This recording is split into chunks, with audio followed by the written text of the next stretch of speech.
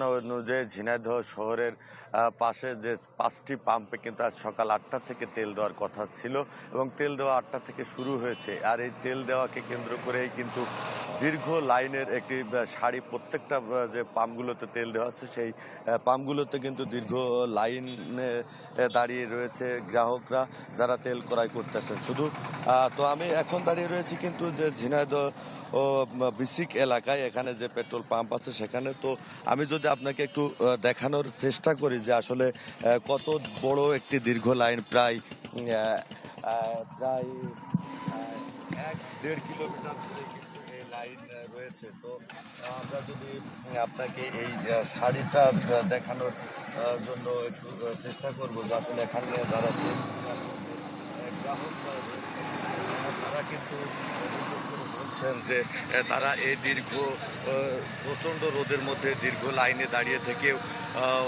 তারা কিন্তু সেই কাঙ্ক্ষিত পাম্প এর যে এরিয়া পেট্রোল পাম্পে, সেখানে এখন পর্যন্ত অনেকেই পৌঁছাতে পারেনি। তবে প্রত্যেকটা পাম্পে কিন্তু ট্যাগ অফিসার নিয়োগ করা হয়েছে জেলা প্রশাসনের পক্ষ থেকে। তারা দাঁড়িয়ে থেকে নির্দিষ্ট পরিমাণের একটি তেল কিন্তু তারা দিচ্ছে 300 টাকা করে।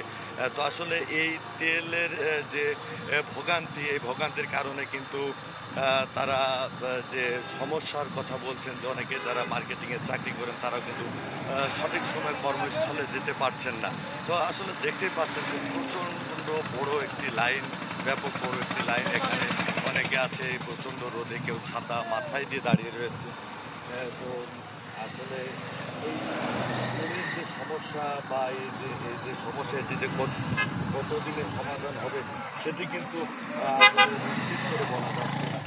তো আমরা আসলে দেখতে পাচ্ছি যে লাইন, দীর্ঘ লাইনে দাঁড়িয়ে আছে। হয়তো আবার অনেকেই বলছে কাঙ্ক্ষিত তেল তারা হয়তো পাচ্ছে না। তো আসলে এই সমস্যা কতদিনে সমাধান হবে সেটি কিন্তু নিশ্চিত করে বলা যাচ্ছে না। তো এখন পর্যন্ত আমার কাছে এই ছিল।